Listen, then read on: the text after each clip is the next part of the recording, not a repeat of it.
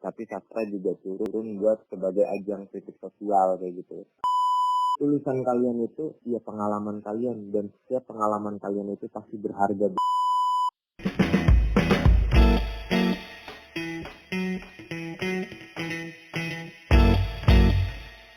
Assalamualaikum semuanya, balik lagi sama gue Fajar Caniago di Chan Podcast. Di podcast kali ini merupakan segmen Muda Bicara. Di Muda Bicara yang pertama ini, gue akan menghubungi salah satu teman dekat gue, yaitu Khairul Anam. Dia merupakan penulis muda dan founder dari sambat.id. Kita akan banyak ngobrol tentang dunia kepenulisan dan bagaimana sejarahnya dia menjadi seorang penulis sampai merintis sambat.id. Yuk, mari kita hubungi orangnya. Halo, Assalamualaikum. Khairul Anam. Kayak biar Woi, Anam, apa kabar lu? alhamdulillah. Gimana Ustaz? Alhamdulillah. Progres terus ya. Iya. Kemarin kan, lu sempat kirim ke WA gue tuh, komen di status gue tuh. Gue tunggu ya tulisan lu di sambat.id, ya kan, kemarin tuh. Ya. Nah, itu sebenarnya sambat.id itu apa sih, kalau bisa lu jelasin?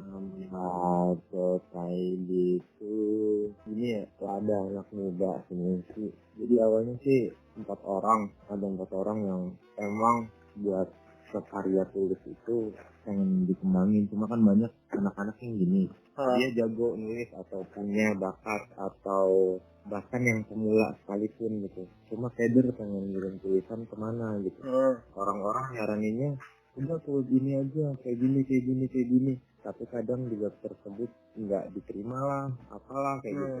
Atau udah seorang aja kayak gini, tapi belibet gitu. Nah, sambat itu siapapun yang ngirim ke sambat pasti diupload gitu, pasti dikembangin gimana kayak gitu.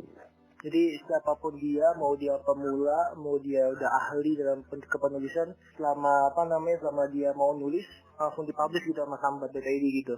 Nah iya gitu. Nah itu lu di sambat itu sebagai apa nah? Founder kah, yang ngerintis duluan kah, pencetus kah, atau gimana? Bukan yang ngetusin sih gini. Jadi awalnya gimana sih, coba ceritain gimana awalnya tuh. Gini. Gue punya temen anak yang dia nulis di blog sendiri. Blog sendiri, sedangkan gue ini emang dari dulu pengen ngeblog cuma belum sempet kan gitu. Mereka bertiga itu collab, tiba-tiba ngajakin gue gitu tuh. Oh, berarti dimulai dari 3 orang itu dulu, terus ngajakin dulu. Oke. Kalau gue sih buat sekarang sambat itu bukan fokus utama ya, karena masih banyak. Cuma gue menaungi 3 orang itu, emang mereka semangat ya udah ayo gitu. Kalau emang pengalaman buat di web sih gue udah ada, cuma bukan sama sambat ini. Dulu kan gue punya sanamimedia.com, sama dulu sempet diminta di Rehat ID. Jadi mereka ngajak gue itu karena mereka sering ngeblog gitu tuh, tapi semua nggak tahu rutenya kemana gitu. Blog itu gimana sih gitu. Oke. Nah, posisi lu sendiri di sambat sekarang tuh sebagai apa? Editor kah, atau sebagai yang nerima tulisan masuk, atau gimana? Gue sementara buat sekarang gue minta ke mereka itu gue di posisi yang ngecekin tulisan, tanda baca EYD. Dong, bukan isi juga nggak termasuk? Bukan isi gue pasrahin ke temen gue yang namanya itu, karena dia yang waktunya lebih lama. Bisa, maksudnya di antara ketiga dari kita itu ada 2 anak yang emang longgar waktunya. Nah, isi ini kan penting, makanya gue kasih sama orang yang bener-bener waktunya longgar biar bisa diperhatiin bener-bener gitu. Kalau isinya udah, nanti tinggal mangkasin doang. Apa nih yang salah? Karena zaman sekarang ya orang tuh nggak mau ribet sama tulisan yang ya penggunaan kata kerja dengan kata tempat, kadang pada keliru, kadang masih pada banyak keliru, benar-benar. Nah ya itu, zaman sekarang kan pengennya mau pada instan bro, gara-gara kebanyakan kayak terus itu grup santai aja gitu. Maksud gue barangkali siapapun yang pengen nulis gitu tuh, barangkali kan gini ya, orang pengen ke website di situ. Iya, lu tahu sendiri lah gimana cara kerja aplikasi sekarang, siapa yang banyak rating dia bakal naik terus. Jadi yang dicari sekarang popularitas ya, bukan emang kualitas tulisan. Nah, makanya itu disambat itu sok. Lu mau nulis cinta-cintaan yang bagi orang jelek kagak apa-apa, mau yang serius kagak apa-apa, mau tentang dunia apapun silakan, asal bentuknya tulisan. Cintanya gitu sih. Oke. Angga kan kemarin tuh sempat lihat-lihat website sambat.id tuh pas yang lu nawarin tuh, ya kan? Iya. Nah, cuma ada yang unik nih gue liat di sambat.id tuh. Kayak bahasanya, fitur-fiturnya tuh apa sih? Apa menu-menunya? Pokoknya ada toilet umum lah, ada essay lah, puisi aja atau apa tuh. Kenapa sih lu bisa ngambil unik kayak gitu namanya itu toilet umum? Apakah isinya isi toilet semua? Ya. Soalnya lu unik banget ngambil isinya lu. Baru tahu gue dari itu. Ya. Yang penting gue nggak baru. Iya, cuma gini. Gimana? Sementara sih emang di sambat ini bukan gua sok ini ya, maksudnya sok paling berpengaruh atau apa gitu tuh. Cuma emang yang dipercaya buat ngefounderin kan buat yang ngelola gitu.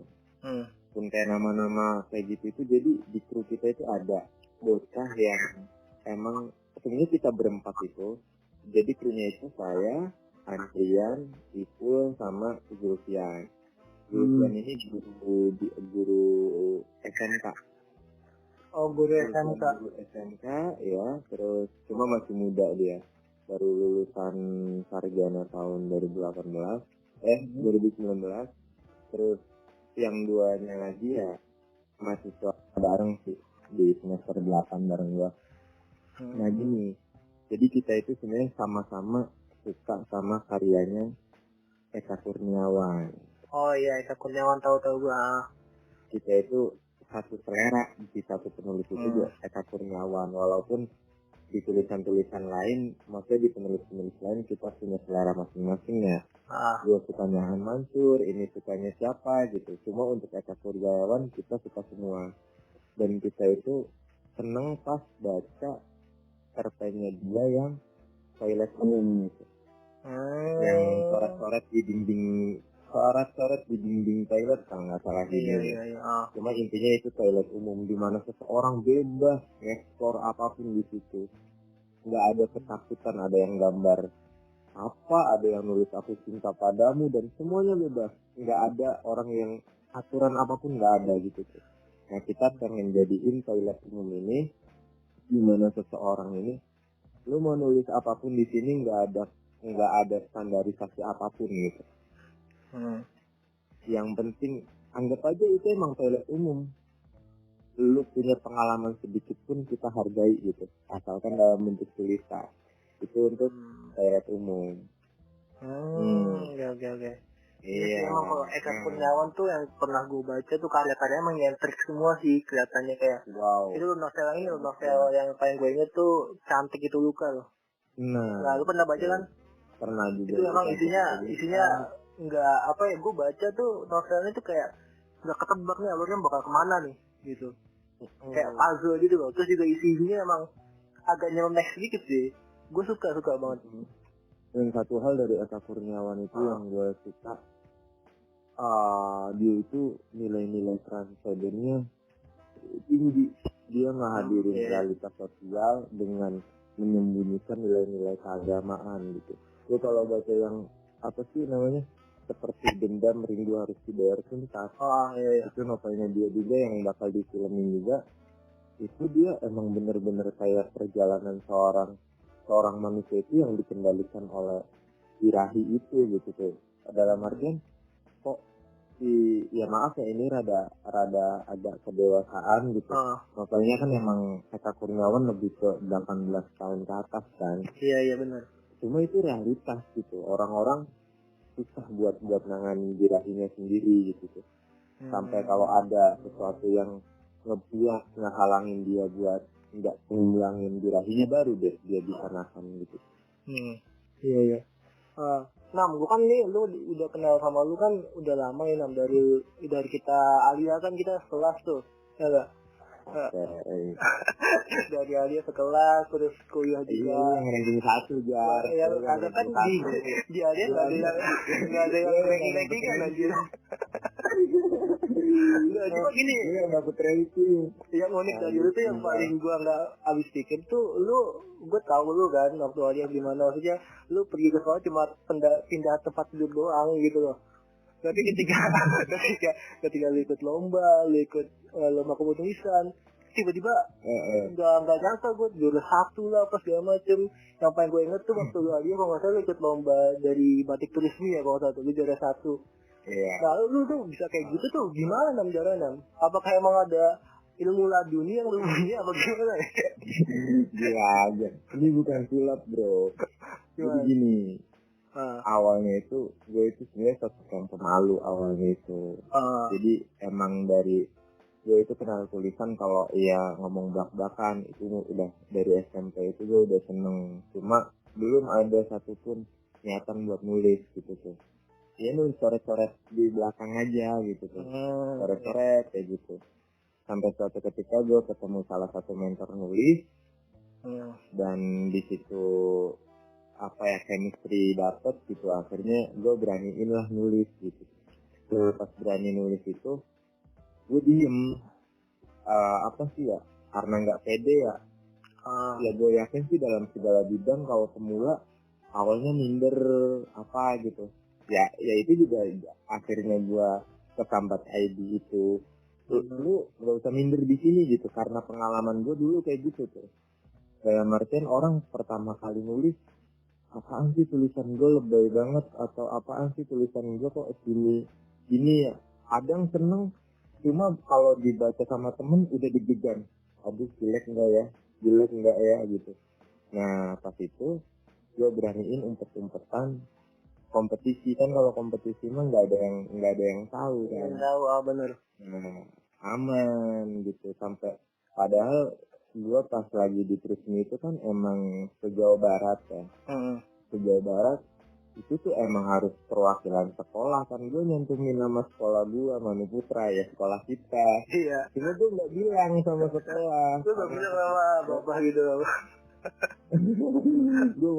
gue gimana sih, Jar, lu tahu sendiri sekolah gue gimana gitu. Masa iya sih anak yang cuma pindah tempat tidur ikut lomba yang sekelas kayak gitu kan, orang mana percaya gitu. Akhirnya gue diem lah. Diem tahu-tahu gue dapet telepon dari nomor rumah. Gue juga aneh tuh, ini tumbenan amat gue yang nelpon rumah gitu. Orang lu tahu sendiri lah masa muda gue gimana, lihat nomor telepon baru yang maksudnya yang telepon rumah aja udah kayak apa nih, orang penting apa gimana nih. Menang lomba yang akhirnya gue ke Gedung Kompas kan pas itu buat menerima trofi. Habis itu baru gue pede tuh, rada pede buat nulis. Gerbang pembuka awalnya ya, yang Trisme itu. Gimana? Iya maksudnya yang waktu ikut lomba Trisme itu terus lu juara, terus lu jadi pede, berarti kan itu gerbang awal lu. Wah, gue yakin gue punya bakat di menulis nih. Ya kan? Jadi bagi gue mungkin ya, jalan ke penulisan orang itu beda-beda. Ada yang dia nemuin di forum, ada yang dia nemuin di kompetisi, ada yang dia nemuin di kebiasaan, ada yang tiba-tiba nulis, tiba-tiba dapat kejutan tulisan dia naik di Twitter ke apa. Jalan menulis itu banyak bro. Cuma ya itu, kita tinggal nunggu. Bukan tinggal nunggu, kita tetap nyari gitu. Adapun hal-hal yang seperti itu sebenarnya bonus gitu tuh. Cuma kan namanya manusia, namanya bonusnya kita seneng kan gitu. Carilah bonus sebanyak-banyaknya. Iya Nan, gue juga pernah inget tuh kalau nggak salah dulu juga sempat bikin antologi puisi ya nggak salah ya, yang tema terorisme itu yang sampai lu nulis bareng Sosiawan Layak apa siapa gitu. Jadi gini. Jadi gue itu belum punya karya tunggal, sampai sekarang gue belum punya karya tunggal. Cuma emang tiap saat gue kalau nggak nulis bareng penulis yang lain, kan ngisi kelas menulis kan. Emang beberapa kali ngisi sempat di Jakarta, sempat di Purwokerto, sempat di mana gitu, sempat di daerah Cirebon, Indramayu, saya deket-deketan lumayan. Nah untuk kayak nulis kayak gitu emang ada kompetisi yang bukan kompetisi sih, lebih ke sastra untuk realistis, buat realitas lah gitu, sastra yang bukan hanya untuk seni tapi sastra juga turun buat sebagai ajang kritik sosial kayak gitu. Nah di situ itu cuma tetap namanya sastra kan estetika tetap dinilai. Penulis kawakan itu mengajak penulis-penulis entah pemula entah yang udah lama buat nuangin gagasan-gagasannya. Nah disitulah pertama gue nulis bareng sama itu Mas Sosiawan Leak. Mas Sosiawan Leak bagi kalangan penyair mungkin udah tersohor lah namanya. Iya, terkenal banget. Emang gue juga suka banget sama beliau tuh. Terus.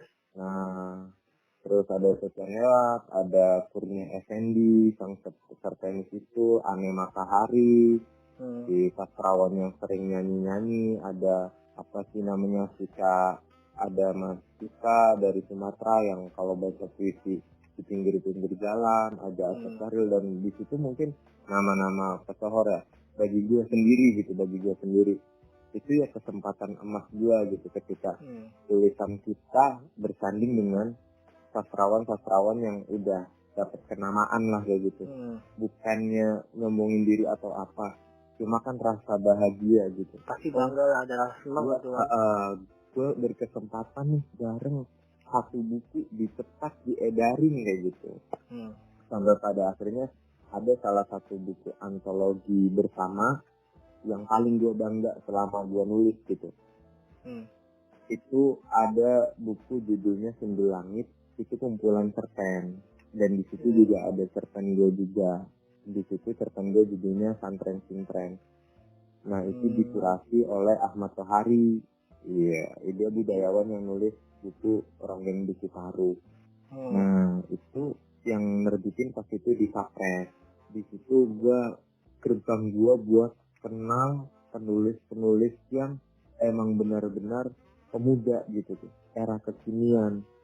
Kayak Trisisa Ariska, kayak Matroni Serang, itu nama-nama yang ya mungkin bagus lingkar sastra kekinian gitu. Nama beliau tuh lagi naik daunnya gitu tuh.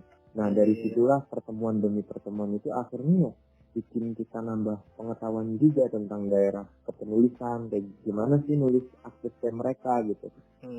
Ya gue terus wawancarain mereka gimana caranya dapet tips menulis kayak gitu. Itu paling gue banggain. Berarti lu sering nyari mentor, nyari ilmu baru dari sastrawan itu ya? Iya, sampai sekarang kenapa gue belum nulis karya tunggal, karena bagi gue ilmu kepenulisan gue belum jago amat gitu tuh. Karena bicara tulisan dulu yang pede gitu, cepet diterbitin. Cuma bagi gue ini gini, bukan masalah nggak pede atau nggak apa, sebenarnya gini. Awalnya sih gue gara-gara gini, gue termotivasi sama Roland Barthes. Ini tuh yang penulis apa sih? Dia yang nginiin ilmu semiotika. Jadi dia itu karya-karyanya itu ditemukan setelah dia wafat. Karena apa? Saking sibuknya dia nulis sampai lupa bahwa karyanya itu mau digimanain, karena dia yakin dia bakalan berkembang gitu. Gimana kalau kata cendekiawan mah al khair bastoh, katanya kalau itu hal kebaikan gitu pasti akan berkembang gitu. Dalam artian apa? Kita kalau nulis apapun, kalau iya itu kebaikan pasti jadi tuh gitu. Nah kalau iya sekarang gue belum jadi gitu, mungkin kebaikan gue yang kurang gitu karena belum berkembang. Dia sih optimisnya di situ. Banyak kok kayak Umbulan di Paranggi, dia gurunya Kak Nun, siapa yang murid didiknya itu udah nerbitin banyak karya, tapi beliau sendiri karyanya jarang kita lihat sebanyak murid-muridnya. Sampai kadang gue juga ngilu sih ada beberapa yang belajar nulis ke gue itu udah pada nerbitin buku. Oh gitu, waduh. Iya. Itu kadang gue sampai jadi beban mental tuh masih ya. Iya, itu sampai kadang ini orang kapan ya, bulan Desember kemarin aja ada 4 anak kakak nerbitin buku. Buset. Dan gue tahu ibunya gimana gitu tuh, nulis gimana mereka, nanya apa gitu. Gue nggak nyangka tiba-tiba nyobarin, bang saya udah siap nih terbit. Wow gitu. Berarti tandanya lu jadi Gue sih salut. bagus Nam, gila. Bisa Gue salut sama mereka. Itu. Dia nemuin jalannya gitu tuh. Intinya nulis mah simple sih. Keberaniannya itu yang paling kadang kita banyak pertimbangan. Iya. Yang penting mah pede aja dulu ya, yang penting pede aja dulu.